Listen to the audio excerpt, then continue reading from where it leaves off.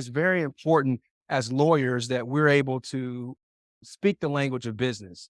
And accounting is what I would call the language of business. So understanding how contract drafting can impact revenue recognition is critical. The first step in revenue recognition, it really does start with a contract. I will say this, revenue recognition varies by industry. If you're in the airline industry, for example, as an airline, you won't recognize revenue, even if a passenger pays you in advance for the ticket, which normally happens. Revenue is typically not recognized until it's earned, meaning after the passenger travels. Each industry will have different fact patterns and different methods upon which revenue is recognized. Construction, for instance, a construction project, if you're doing work as a contractor on a construction projects can last months, years, but typically you may get paid in advance for some of the work, but you cannot recognize the revenue until it's earned. So that's just an example of how revenue recognition varies from industry to industry. Revenue recognition is critical, whether we're selling goods, whether we're selling services, whether we're licensing software. It's critical that we get this right because sales and revenue and collections, it's the lifeblood of any business. Here are some of the revenue recognition rules you need to know. From a traditional standpoint, revenue is recognized when realized or realizable and earned. Now, recently, the FASB codified revenue recognition principles. So this traditional method of recognizing revenue is not per the code, but I wanted to give you a little bit of a history, the framework of where we were and where we are now. So typically it's when it's realized, realizable, and earned. Now, the FASB has actually codified how revenue should be recognized, a 5-step process. And the first starts with contracts, guys. You have to have a contract, okay? And that's why we're here. We're here to talk about really the first step, the contract, and what we can do within the contract to make sure revenue is properly recognized. And within that contract, you have to identify performance obligations on both sides.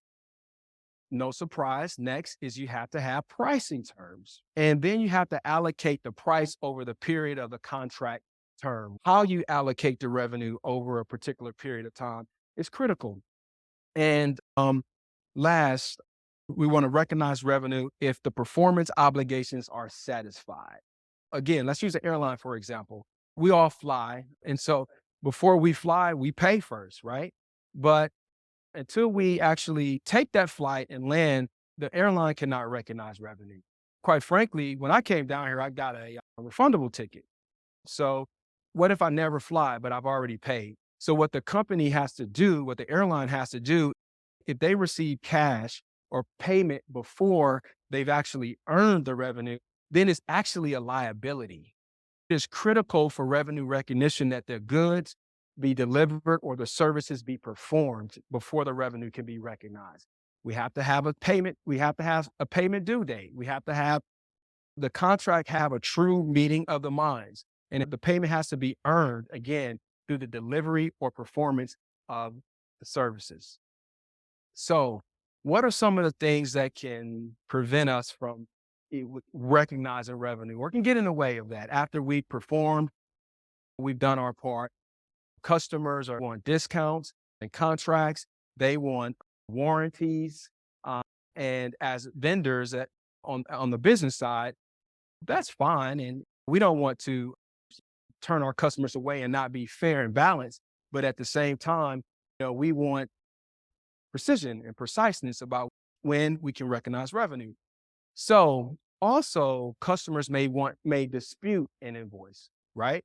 We've all probably been there where something's been performed, the customer wants to dispute, and that's fine. So I think from a contract drafting standpoint, let's take first the dispute, a customer who disputes an invoice amount. So a practical tip for you to balance that provision out will be, that's fine. A customer can dispute the amount, but there has to be a time period upon which the customer has to dispute the amount. And if they don't dispute within that time period, then the vendor should be free to recognize that revenue, because we can't have disputes going along the entire term of the contract, or you'll never be able to recognize revenue. So you want to be careful about warranties. Take a take a hard look at whether you need to provide certain warranties in a contract. Take a look at, obviously, the dispute provision, how long you want to give a customer an opportunity to dispute.